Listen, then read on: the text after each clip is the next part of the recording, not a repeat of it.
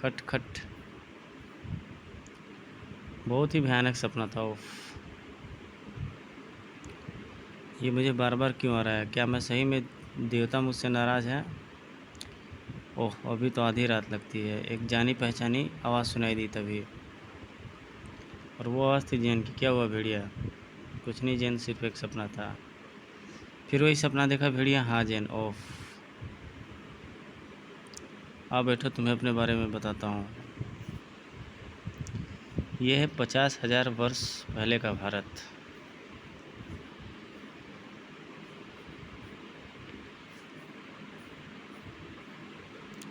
राजे वुल्फानो बहुत ही सुंदर। यहाँ पे भेड़िया मानव का राज था। वुल्फानो का शासक शक्तिशाली था जाबाज वुल्फा। कद 8.5 फुट, आकर्षक चौड़ी छाती, अपने आप में अकेला था वह पूरे राज्य में। कोई उसका सामना करना तो दूर, आंख मिलाने की हिम्मत भी नहीं करता था। आओ, डरते क्यों? यह तो सिर्फ अभ्यास है। नहीं हुजूर। साथ ही वह निपुण था भारत की प्राचीनतम आत्मरक्षक कलाओं में। टनाक। अपने आप में एक बहुमुखी प्रतिभा था वल्फा।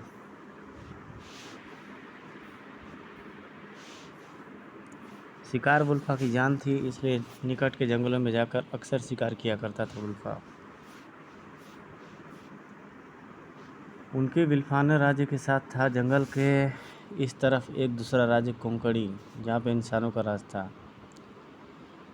शक्तिशाली मगर शांत स्वभाव के थे कोंकणी।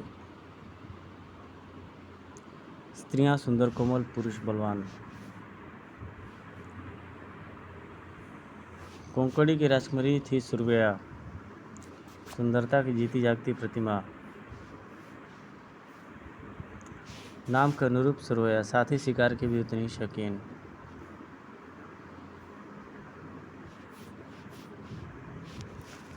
जंगल की सीमाएं कितनी भी असीमित हो क्यों ना, राह पर चलने वाला एक ही राह पर चलने वाले मिल ही जाते हैं।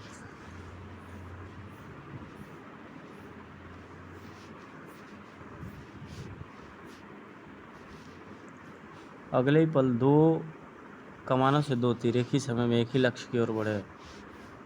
कच। तीर सही निशाने पर बैठे थे। जबरदस्त तकरार होनी थी वहाँ पर अनभिज्ञ घटना पर। कौन हो तुम और हमारी सरहद में क्या कर रहे हो? सुंदरी। जंगल किसी की अपनी निजी संपत्ति नहीं होता, यहाँ किसी की सरहद नहीं होता, यह तो सबके लिए है। कोई भी आया खिट करे और चला जाए। असभ्य जानवर, सोच समझकर अब कोई वाक्य अपने मुंह से बाहर निकालो। सुंदरी, अपनी जुबान को लगाम दो। अगर तुम्हारी कोमलता का एहसास नहीं होता तो अभी तक हम तुम्हारा सिर धड़ से अलग कर चुके होते। हम मानव हैं, भेड़िया मानव। शरीर मनुष्य जैसे होने से कोई भी जानवर मानव में नहीं बन जाता है। जैसे वानर को वानर ही कहते हैं, वानर मानव नहीं। बहुत खूब। वेशभूषा राजसी और वाक्य दासियों जैसे। सुरभि को आखिर चुप हो जाना ही पड़ा। अच्छा, यह शिकार मेरा है, तुमने इस पर निशाना कैसे लगाया? जैसे तुमने लगाया। और अपना आप तीर निकालो और मेरा शिकार लेने दो। देखो सुंदरी, ये शिकार मेरा है, इस पर मेरा अधिकार है। हाँ, तुम प्यार से मांगो तो मैं इसे तुम्हें दे दूंगा। हम भीख नहीं लेते। दोनों को झगड़े का कोई फ़ायदा उठा लिया। उसने शिकार उठाया और भाग लिया। ओहो हो, तुम लड़ते रहो और हमारा शिकार वो देखो। हे लिंक्स, रुको। ओह लिंक्स, तो ये भी तुम्हारी चाल है? गुस्से से तिलमिलाती सुरभि अपनी राह होली। वुल्फा उसे निहारता रहा बहुत दूर तक। शाबाश लिंक्स, आज तो तुमने बचा लिया उससे, बहुत तेज है। वुल्फा को सुरभि की सुंदरता ने इतना घायल कर दिया था, वह ठीक से सो भी नहीं पाया। तभी किसी के कक्ष में पहुंचते ही चौंक उठा वुल्फा। ओह गुरुराज आप? हाँ महाराज, आप कहाँ खोए हुए थे? मेरे आने का अब पता चला है आपको? हाँ, वो मैं लगता है आपने सारी रात यहीं खड़ी खड़ी बिता दी। आपको कैसे ज्ञात हुआ?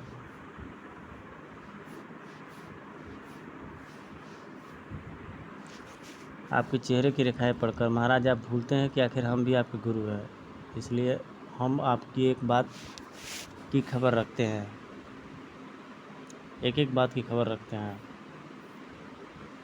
क्या बात है? बस गुरुराज जी, बात बहुत छोटी सी है। और गुल्फा ने सारी घटना विस्तार से गुरुराज को बता दी।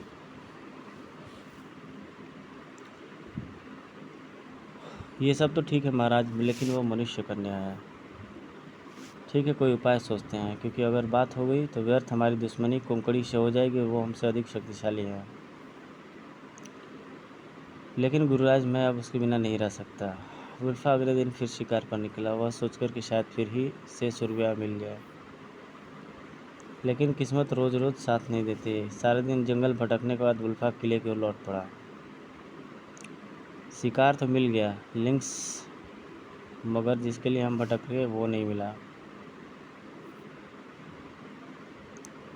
दिन ब दिन गुल्फा जंगलों की खाक खोलने लगा सुरव्या की खातिर। आखिरकार एक दिन उससे वो नजर आएगी। वाह लिंक्स, आज तो किस्मत खुल गई अपनी।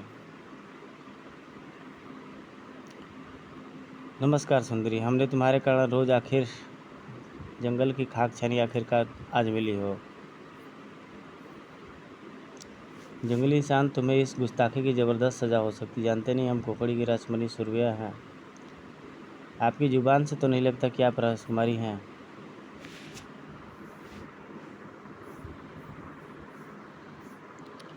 क्या चाहते हो मुझसे और क्यों मेरा पीछा कर रहे हो? हम तुम्हें विल्फानों की रानी बनाना चाहते हैं सुंदरी। चीख पड़ी सुरव्या यह बात सुनकर। जंगली जानवर होकर मनुष्य से बराबरी करते हो, जानते हो सपने देखते हो। खच आ और वहाँ से रफा दफा होली राजकुमारी सुरव्या। जख्म गहरा नहीं था, लेकिन फिर भी छाती पर के दिल के करीब लगा था।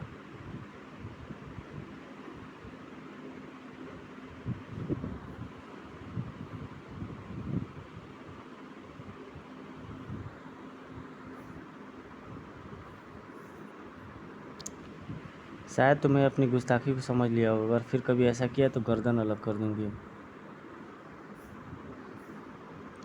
मॉल में पहुंचते ही उल्फा गुरुराज के पूछा, गुरुराज महाराज, आप और घायल, इस राज्य में ऐसा कौन सा शूरवीर पैदा हो गया? नहीं गुरुराज, यह किसी ने मुझे जख्म नहीं दिया, यह तो कोंकणी की राजकुमारी सुरव्या ने दिया। ओह महाराज, मैंने आपसे कहा था ना कि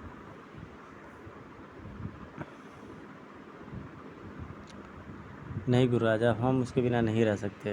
यह उसने नहीं, हमें उसकी सुंदरता ने घायल किया है। महाराज आप समझते नहीं, हमारे राज्य पर भी मुसीबत आ सकती है। न जाने कितनी देर यह बहस उन दो महारथियों के बीच चलती रही। आखिरकार उस बहस में गुरुराज को हथियार डालने पड़े।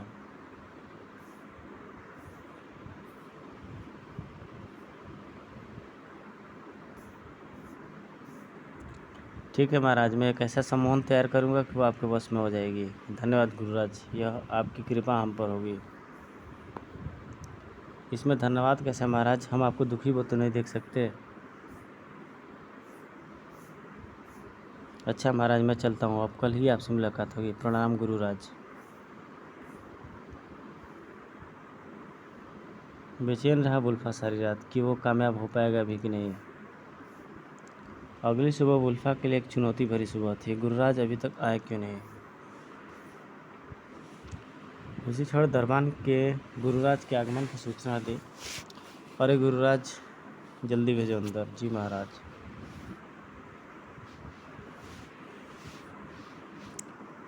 प्रणाम गुरुराज, आपने मेरी समस्या का समाधान तो खोज ही लिया होगा शायद।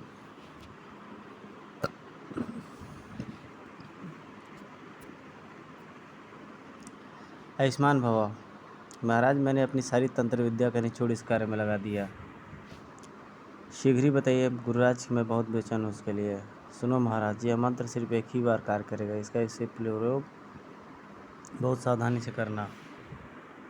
और गुरुराज ने अपने वस्त्र में छुपे हुए एक हाथ को बाहर निकाला, जिसमें एक माला थी।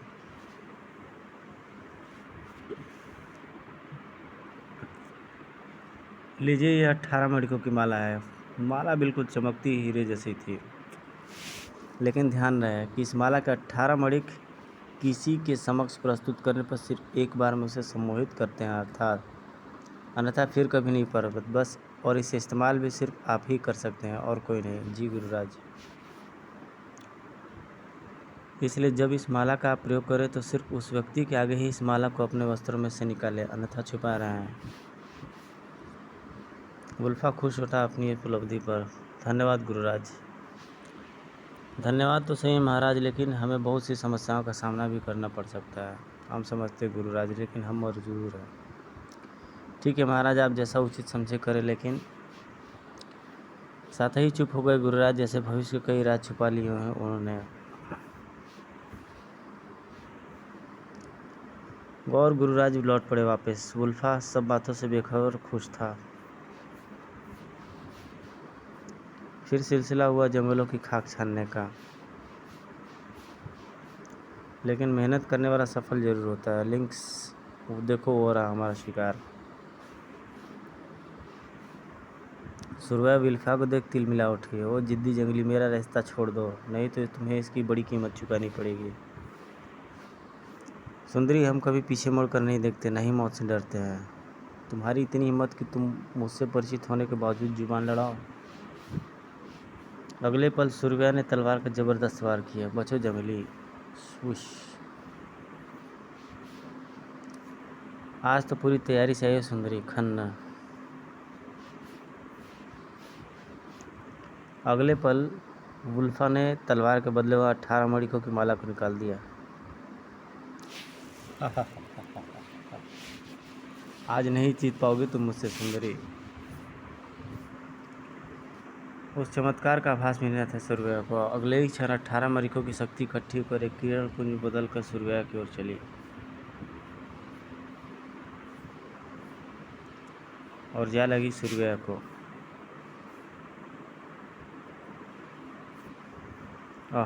और सुरव्या मूर्छित हो गई।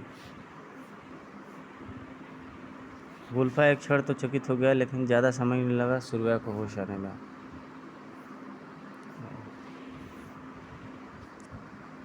होश में आने के बाद वुल्फा की हैरत की सीमा नहीं जब उसने सुरव्या के नवरत को पिघलते हुए देखा। ओह वुल्फा, न जाने मुझे क्या हो गया था। शायद गुरुराज का मंत्र काम कर गया। फिर क्या था? वुल्फा सुरव्या को महल की ओर ले चला। गुरुराज ने महल में भावी रानी का भरपूर स्वागत किया। जल्दी ही उनकी विवाह की तैयारियां शुरू हो गई और उनका विवाह समारोह शुरू हुआ।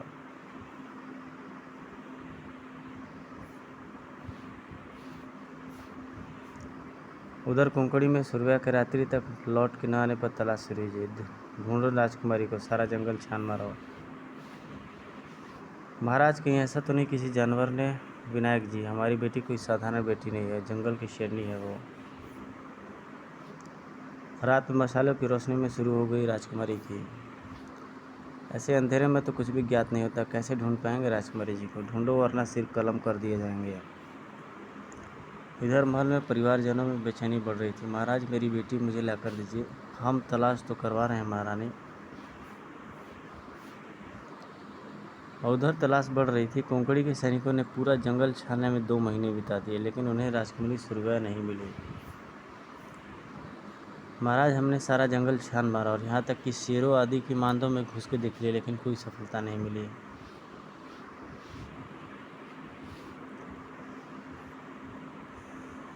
तो फिर राजकुमारी सुरव्या आखिर गई कहाँ? पड़ोसी राज्यों से संपर्क करो। पड़ोसी राज्यों में खोज करवाई गई, लेकिन कोई सफलता हाथ नहीं लगी।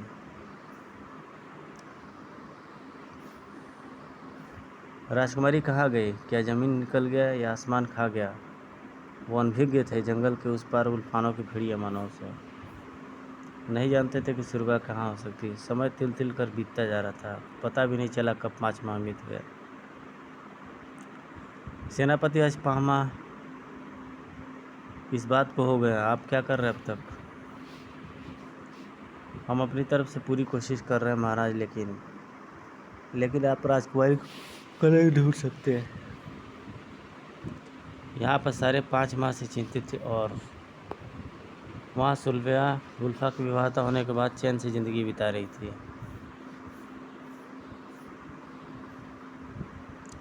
सुरवा, तुम बहुत खूबसूरत हो। अगर किसी को ऐसे में चिंता थी तो गुरुराज को, उस आने वाले तूफान को की जिसकी शांति अभी छाई हुई थी। इसलिए वो तूफान का सामना करने के लिए तैयारी कर रहे थे। शाबाश उल्फाना के जवानों, अभ्यास करते रहो, जाने कब तुम्हारी मेहनत काम आ जाए। कोंकणी में जब महाराज के सामने कोई चारा नहीं रह गया तो मंत्री, हमारे राज्य के श्रेष्ठतम ज्योतिषाचार्यों को बुलाया जाए। जी महाराज। ज्योतिषाचार्य को बुलाने के लिए सिपाही दौड़ा दिए गए। ज़्यादा समय नहीं लगा ज्योतिषाचार्यों को बुलाने में। महाराज, देश के सारे ज्योतिषाचार्यों को बुला लिया गया है। उन्हें बोलो कि नक्षत्रों की दिशा देखकर बताएं कि हमारी बेटी सूर्या किस दिशा में कहाँ पलटती है। जी महाराज। जुट गए सारे ज्योतिषाचार्य अपने कार्य में। खोजने लगे कि राजकुमारी किस दिशा में खोई है। घंटे बीते, दिन फिर सप्ताह। आखिरकार ज्योतिषाचार्य, और कितना समय लेंगे आप? सही दिशा ज्ञात करें। महाराज, बड़ी कठिन समस्या है। सारे नक्षत्र क्षत हैं, इसलिए उसका अध्ययन करने में कठिनाई हो रही है। तो फिर आप बताएं कि कितने समय तक हमें और इंतज़ार करना पड़ेगा? बस महाराज, इस माह की अमावस्या से ठीक 3 रोज बाद सारे नक्षत्र एकत्र होकर दिशा ज्ञान करेंगे, तभी हम आपको सही दिशा बता पाएंगे। ठीक है ज्योतिषा महाज्ञानियों, अब मुझे आज्ञा दें। तथास्तु वत्स। लेकिन महाराज, अभी तो अमावस्या में 22 दिन का समय है और ऊपर से 3 दिन, तब तक हम क्या करेंगे? इंतज़ार महामंत्री। परंतु महाराज, परंतु कुछ नहीं महामंत्री। जैसे ही हमें दिशा का ज्ञान होगा, हम अपने गुप्तचर उस दिशा में पड़ने वाले हर राज्य में भेज देंगे, और जब हमें ज्ञात हो जाएगा कि राजकुमारी वहाँ पे है तो हम वहाँ पर हमला कर देंगे। लेकिन महाराज, अगर किसी ने राजकुमारी को कैद कर रखा है तो महाराज, वो हमारे समक्ष किसी प्रकार का प्रस्ताव क्यों नहीं लेकर आता? अभी क्या कह सकते हैं महामंत्री?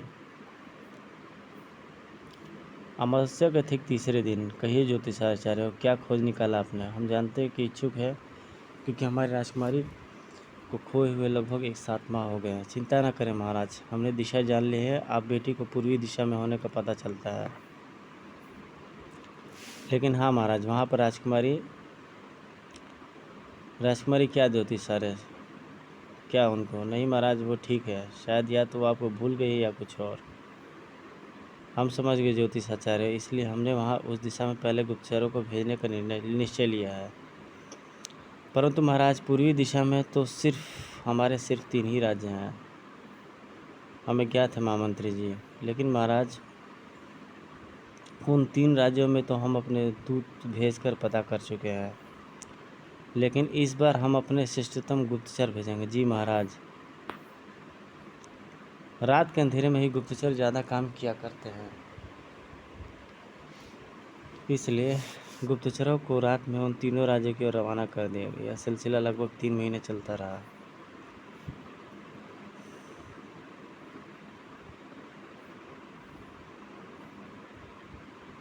क्या खबर है महामंत्री?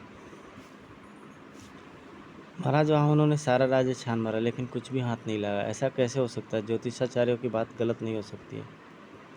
तो आप ही बताइए महाराज, हम क्या करें?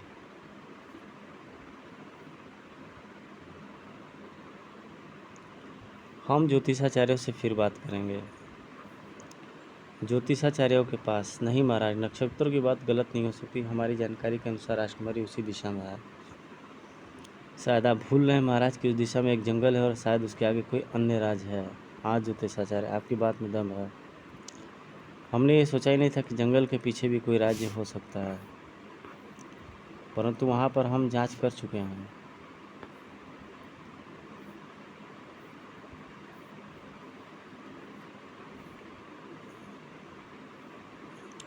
फिर तो कोंकणी महाराज ने आदेश दिया कि अपने गुप्तचरों को उस जंगल के पार जाकर खोज करें, और गुप्तचरों ने लगभग सप्ताह भर में जंगल को पार किया, और सप्ताह भर बाद उनके सामने जो आया उसे देखकर वह सब हैरान रह गया। जल्दी ही इसकी सूचना महाराज को भेजी गई। वाह, शाबाश, ढूंढो, शायद राजकुमारी उसी राज्य में हो। जी महाराज। गुप्तचरों ने जब देखा वहाँ के निवासी भेड़िया मानव है तो उन्हें बड़ी परेशानी हुई। आखिरकार उन्हें भेड़िया मानव जैसा रूप बनाना पड़ा। फिर शुरू हुई खोज। हर महल और हर महल के हर कक्ष में राजकुमारी की पूरा राज्य छान मारा गुप्तचरों, लेकिन कोई सफलता नहीं मिली। आखिरकार उसे वुल्फा के महल में प्रवेश करना पड़ा। खतरा भी था पकड़े जाने का, क्योंकि महाराज का महल था और उसकी लंबाई भेड़िया मानव से कम थी।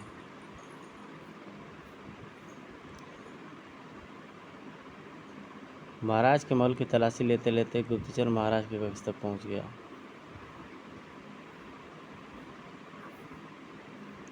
फिर वहां पर जो उसने देखा उसे देखकर चौंक उठा।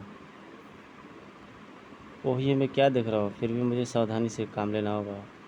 ऐसी हालत में तो राजकुमारी अकेली हो ही नहीं सकती, इसलिए मुझे पहले महाराज को खबर करनी चाहिए। बहुत मुश्किल के बाद गुप्तचर अपने साथियों से जा मिला। ओह, ऐसा देखा तुमने? हाँ राजेश्वर, मैंने यही देखा है। ठीक है, जो भी है जल्दी ही सूचना महाराज तक पहुंचाए। बिल्कुल ठीक, क्योंकि ऐसी हालत में उन तक जाना ठीक नहीं है। ऐसा क्या देखा था गुप्तचर ने? जल्दी ही वे सारे महल में राजा कोंकण के समक्ष थे। जी महाराज, मैंने यही देखा वहाँ पर। युद्ध की तैयारियां शुरू करो।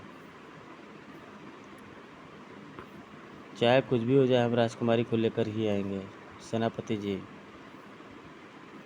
जी महाराज, युद्ध की तैयारी करो। हम आज ही वुल्फानों पर हमला करेंगे।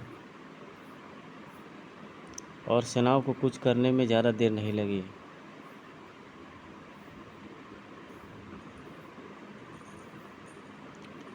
लेकिन वुल्फानों भी भटकी भी पहले से ही सचे थे। गुरुराज, उत्तरी पश्चिमी दिशा से धुएं के बादल नजर आ रहे हैं। मुझे शक था कि कोई वुल्फानों में आकर गया है, और जो धुएं के बादल जरूर कोंकणी की सेना के आगमन की सूचना है। इसलिए तुम अपनी सेना तैयार करो। मैं महाराज को सूचित करता हूँ, तथा मुझे एक काम भी करना है। जल्दी वुल्फा को भी ज्ञात हो गया, और सूर्या के प्यार में डूबा वुल्फा उसी क्षण युद्ध के लिए तैयार हो गया।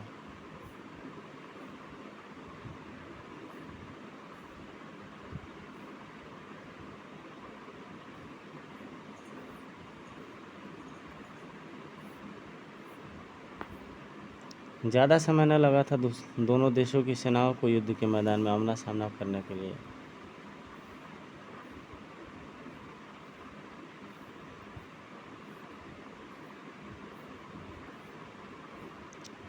लड़ाई ज़बरदस्त होनी थी, क्योंकि एक तरफ मैदानी इलाकों में लड़ाई के अभ्यस्त कोंकणी और एक तरफ थे वुल्फानों के सैनिक, जो कि सिर्फ जंगल में छोटी मोटी लड़ाइयाँ लड़ने वाले थे। कोंकणी के महाराज, अब सुरव्या हमारी पत्नी है, और हम चाहते हैं कि आप हमारे इस संबंध को स्वीकार करें। तेरे इस संबंध को हम स्वीकार नहीं कर सकते वुल्फा, क्योंकि तुम एक भेड़िया मानव हो, आधे जानवर आधे इंसान।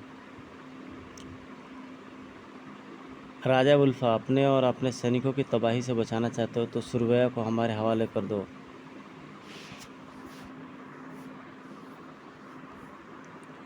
और सुरव्या को हम लेकर जाएंगे, चाहे कैसे भी। अगले ही पर राजा कोंकण ने युद्ध का आदेश दे दिया। फिर वही शुरू हुआ जिससे होने वाली थी सिर्फ तबाही, तबाही और बस तबाही। युद्ध शुरू हुआ। वुल्फानों के सैनिक भारी पड़ने लगे कोंकणी के सैनिकों पर। लड़ो अपनी आन की खातिर। ज़्यादा देर तक लड़ने का अभ्यास न होने के कारण वुल्फानों की सेना हार के कगार पर पहुंच गई। महाराज, हम हार रहे हैं, लड़ो आखिरी दम तक। कोंकणी के राजा को अधिक देर न लगी वुल्फा को बंदी बनाने में। वुल्फा, चाहे जैसे भी सही, तुम हमारे परिवार से जुड़े हो, इसलिए हम तुम्हें जिंदा छोड़ते हैं, लेकिन मैं तुम्हें बंदी बनाकर साथ ले जाऊंगा। और कोंकणी के इस तूफान को रौंद डाला अपने तरह वुल्फानों ने। तहस नहस हो गया वुल्फानों।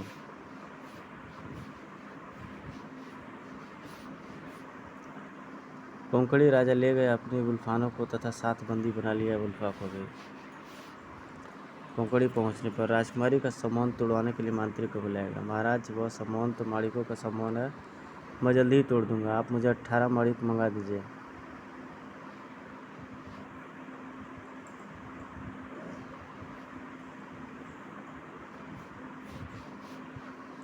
मणिक मिलने के बस महाराज, ये सामान मैं अभी तोड़ देता हूँ। सिर्फ 18 मणिक मिलाकर राजकुमार को आगे तोड़ने होंगे। जैसे ही मणिक मंत्री ने राजकुमारी के आगे तोड़े,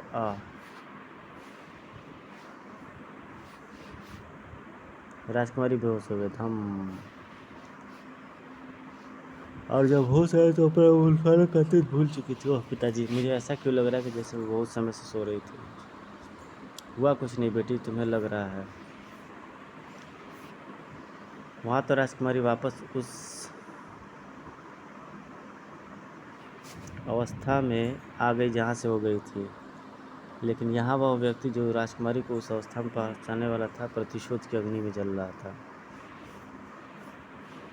कोंकणी के राजा, तुमने राजकुमारी के कारण उल्फानों ने नेस्तनाबूद कर दिया, मेरी संतान जैसी प्रजा को बर्बाद कर दिया, लेकिन मैं भी खामोश बैठने वाला नहीं हूँ। अपनी बर्बादी का बदला गुरुराज भटिकी तुमसे जरूर लेगा और मेरे साथ होगा उल्फानों का नया शासक, राजा उल्फानों का पुत्र को भी। मैं इस बच्चे को बड़ा करूँगा और ऐसा सेनानायक बनाऊँगा कि कोई इसके सामने नहीं ठहर पाएगा। फिर तो शुरू होगा कड़ी परीक्षा का काल। शाबाश, मैं तुम्हें ऐसा लड़ाका बनाऊंगा कि तुम जल थल कहीं पर भी युद्ध कर सकोगे। समय बीतता जा रहा था और परीक्षा होती जा रही थी। शाबाश, अब तुम बिना किसी सहारे के चाह उस दीवार पर चढ़ो। कैसी भी दीवार हो या फिर 2 बांसों का रास्ता, उसके लिए उसे पार करना आसान था। और ऊपर चढ़ो। दिन महीने साल बीतते चले गए, जैसे कोई किताब के पन्ने पलट रहा हो। संभाल के चलो, नहीं तो चोट खा जाओगे। देखते देखते वह छोटा सा बच्चा प्यार कर लेगा। एक ऐसी शक्ल जिसे सब परिचित है। शाबाश, अब तुम हर कला जानते हो। जी हाँ, ये है भेड़िया। पारस पर घिस घिस कर खाना सोना बना रहा था भेड़िया और उसको भी। जल में, थल में और नभ में अपनी कलाओं में निपुण बन रहा था कोबी भेड़िया। सुनो कोबी, मैं तुम्हें एक बात बताता। तुम्हारी पूंछ में ऐसी शक्ति है कि तुम पूंछ को लंबा करके अपने प्रतिद्वंदी से हथियार छीन सकते हो, जबकि तुम्हारे दोनों हाथ पांव व्यस्त हो। अच्छा गुरुराज, ये कैसे संभव है? ये एक गूढ़ रहस्य है जिसे मैं फिर कभी बताऊंगा। और अब मुझे करनी है एक भीषण तैयारी। किस लिए महाराज? तुम्हारे माता पिता को कैद से छुड़ाने के लिए। क्या? धक्का सा कर दिया भेड़िया के दिमाग में उस बात ने। क्या करें गुरुराज, क्या मेरे माता पिता जिंदा है? हाँ बेटा, तुम्हारे माता पिता कोंकणी में हैं। तुम्हारी माता को तो कोई पता नहीं, लेकिन हाँ, तुम्हारे पिता वहाँ जरूर कैद हैं। तो मेरी माँ? गुरुराज की बात सुनकर भेड़िया के सिर चकरा था। गुरुराज, आप ठीक ठीक क्यों नहीं बताते? कोंकणी जेल में 20 वर्ष की लंबी कैद के बाद एक जाबाज नायक का हाल ऐसा हो गया था जैसे पतझड़ का पेड़। अरे इस भेड़िया को तो देखो, कैसा है ये भेड़िया हमारा, जो कि बोलता ही नहीं। 20 साल हो गए। अरे हमला हो गया, जल्दी से हथियार संभालो। अरे भेड़िया, तेरे जैसे भेड़ियों ने हमला कर दिया है, तुझे लेने आए होंगे, लेकिन हम उन्हें यहीं ला के डाल देंगे। ओह, क्या आज 20 वर्ष बाद वो आया है यहाँ पे हमला करने? हे भेड़िया देवता, मदद कर उसकी, जिससे मुझे इस कैद से मुक्ति मिल सके। कोंकणी चाहे जितने भी शक्तिशाली क्यों न हो, लेकिन इस अचानक हमले से बौखला गए। अचानक आने वाला तूफान और शक्तिशाली था और उनका नेतृत्व कर रहा था कोबी। साथियों, आगे बढ़ते रहो, हमें अपने महाराज को छुड़वा लेना है।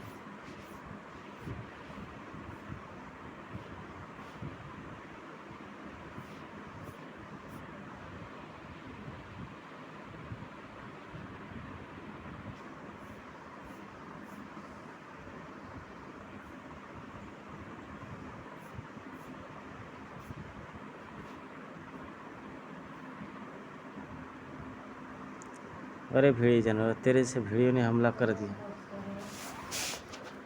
तुझे लेने आए होंगे, लेकिन हम उन्हें भी यहीं ला कर देंगे। ओह,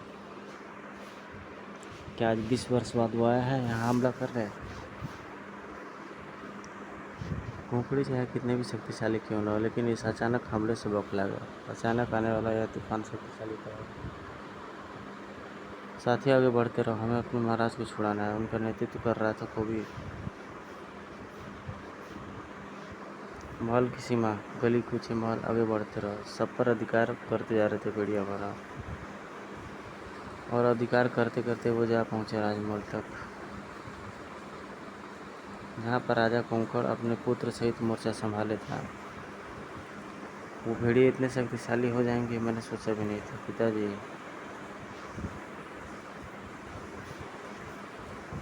लड़ते लड़ते भेड़िया मानो राजा महल में पहुंच गया। उधर कोई बढ़ रहा था अपनी मंजिल पर। बता बंदीगिरी किधर है? आ उसी ओर बढ़ चला हुआ सलाम। बढ़ो साथियों। बंदीगिरी के सिपाहियों ने उसे गाजर मूली की तरह काट डाला था। कभी मंजिल दूर नहीं थी, लेकिन राह कठिन थी, और अंत में कभी पहुंच ही गया वहां पर। यहाँ पहुंचने के लिए झेलना पड़ा। कोबी ने जो देखा वो देखता ही रह गया। आंखें भर आई उसकी। बाबा, यह सब सुनकर पूछ उठा गुल्फा। गुल्फा भी अपने जवान बेटों को देख अपने आप को न रख सका, और गुल्फा कोबी को लेकर राजा कोंकण के पास गया, जो अपने ही महल में कैद थे। बोलो महाराज कोंकण, हमारी सुरभि कहाँ है? कहाँ है कोबी की माँ? राजा कोंकण को आखिरकार बताना ही पड़ा। उसकी शादी हमने मोरागढ़ के राजा के साथ कर दी। किस दिशा में मोरागढ़? उत्तर पूर्वी। बात खत्म होने से पहले ही उल्फा ने राजा की गर्दन पकड़ ली। फिर से जिंदा हो गया 20 साल पहले का उल्फा। कोंकणी को जीतने के कारण जोश भर गया था उल्फानों के सैनिकों में, और इसी जोश के कारण एक लंबी दूरी तय करते करते उल्फानों के सैनिक मोरागढ़ की सुरक्षा चौकियों को तहस नहस करते मोरागढ़ के किले में घुस गया। मेरे साथियों, उजाड़ दो उसको। मोरागढ़ के सैनिक भी कोंकणी के सैनिकों की भांति इस अचानक हमले से मात खा गया। जल्दी वुल्फा और कोबी ने कब्जा कर लिया मोरागढ़ के राजमहल। बोलो राजा कहाँ है? हमारी सुरभिया। मजबूरी में मोरागढ़ के राजा को वुल्फा तथा कोबी को रानी के महल तक ले जाना पड़ा। ओह जानवर, तो ये तुम हो सुरभिया? तुम्हें इतना साहस कैसे हुआ कि मेरे सुहाग को हाथ लगाओ? ऐसा ना बोलो सुरभिया, तुम मेरी भी पत्नी हो। नहीं, सिर्फ मैं इनकी पत्नी हूँ, और मेरे पास मत आना, नहीं तो मैं इस चाकू से स्वयं को ख़त्म कर डालूंगी। नहीं सुरभिया, देखो ये हमारा पुत्र कोबी, जिसका नाम तुमने ही रखा था। मेरा तुमसे कभी विवाह था ही नहीं, तो ये पुत्र कैसे? नहीं सुरभिया, तुम मेरी पत्नी थी। तुम्हारे पिता ने तुम्हारी ज़बरदस्ती इनके साथ कर दी शादी। अपनी जुबान से मेरा मत नाम लो जंगली। पिताजी आप रुकिए, तब तक ये, और जब तक ये आदमी जिंदा है माँ हमारी नहीं हो सकती। मैं इसे ख़त्म कर देता हूँ। नहीं जंगली, तुम ऐसा करो, उससे पहले मैं साफ देती हूँ कि तुम पत्थर में बदल जाओ। अगली क्षण कोबी पत्थर में बदल गया। नहीं कोबी, नहीं सूर्या, ऐसा मत कहो, नहीं। गुल्फा विनती कर लगा सूर्या से, इसे छोड़ दो सूर्या, ये निर्दोष है, और कुछ भी हो ये तुम्हारा बेटा है। नहीं सूर्या, नहीं ऐसा मत करो, नहीं कोबी। माँ मुझे साफ मत कर दो माँ। सूर्या इसे छोड़ दो, मैं तुम्हारे बिना यहाँ से वापस चला जाऊँगा। एक तरफ उल्फा सूर्या से शव मारा था, और इस तरफ कोबी पत्थर का बनाया जा रहा था।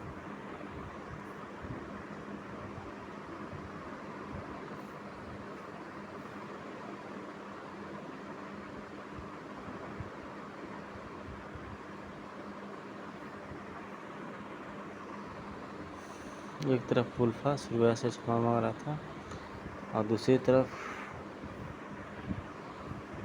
कोबी पत्थर बना जा रहा था। उल्फा की क्षमा प्रार्थना का असर हुआ, सुरवा की ममता जागी। वो तो ठीक है, लेकिन मैं अपना सांप वापस नहीं ले सकती। हाँ, उसका तोड़ बता सकती हूँ। यदि कभी अनजाने में तुम्हारे पर किसी कुमारी कन्या का खून टपका तो तुम फिर से जीवित हो सकते हो। सुरवा ने सूझबूझ से ऐसा उपाय बताया जिससे कोबी उसी पल सांप मुक्त होकर फिर से हमला न कर सके, बल्कि कोई प्राकृतिक रूप से एक लंबे समय बाद ही सांप मुक्त हो। कोबी भी कम चालाक नहीं था, लेकिन माँ आपने मुझे पत्थर का बना दिया। अगर मैं पत्थरों के बीच रख दिया जाऊंगा तो मेरी पहचान कैसे होगी? इसलिए आप मुझे किसी मूल्यवान धातु में बदल दें। काफ़ी सोच विचार के बाद, ठीक है, मैं तुम्हें सोने में बदल देती हूँ। और ठीक अगले ही क्षण कोबी सोने की मूर्ति बन गया। धन्यवाद सुरवा, अब मैं तुम्हें कभी परेशान नहीं करूँगा। कोबी की मूर्ति को उल्फा ने लाया गया और पास में ही एक पहाड़ी पर रख दिया गया, जिससे कैसे न जाने अनजाने कोई अनजान आदमी कुंवारी कन्या का खून पर टिपका दे और फिर सपक जाए। कोबी का विशेष हथियार गदा भी उसके हाथ में पकड़ा दिया गया, परंतु उसकी मूर्ति को खड़े सालों बीत गए, फिर दशक, फिर शताब्दी, और न जाने कितनी शताब्दी बीती। और हजारों सालों बाद आज मैं तुम्हारे सामने जीवित हूँ जैन, बल्कि इस कैद से कैसे मुक्त है तुम जानती हो। बहुत ही रोचक है तुम्हारी आत्मकथा भेड़िया। अच्छा मजाक।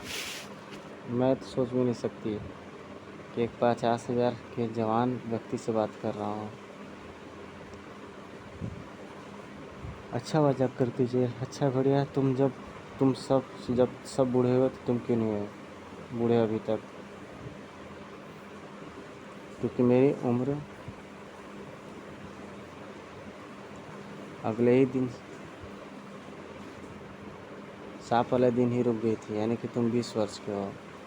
और तुम्हारे गुरुराज और पिता, वे तो शायद मर चुके होंगे अब तक, शायद। आपने भेड़िया के जन्म की कहानी कैसी लगी ज़रूर लिखें। साथ ही भेड़िया के जन्म के साथ उसके जन्मदिन के स्पेशल कॉमिक्स का इंतज़ार करें, जो कि शीघ्र आपके पास होगा 2 मई 1995, जिसका नाम है ग्रहणों। बच्चों तैयार रहे भेड़िया के इस दिवस को मनाने के लिए। राज कॉमिक्स के परिवार में संपादक मनीष गुप्ता, दरीबा कला, दिल्ली। समाप्त। गाइज, आपको कॉमिक्स कैसी लगी please like, comment, share, subscribe करके ज़रूर बताइएगा। जिन भाइयों ने मेरा वीडियो को सब्सक्राइब या शेयर नहीं किया है, वो प्लीज़ सब्सक्राइब कर दें, बेल आइकन दबा दें और इसे शेयर कर दें। धन्यवाद दोस्तों। जय हिंद।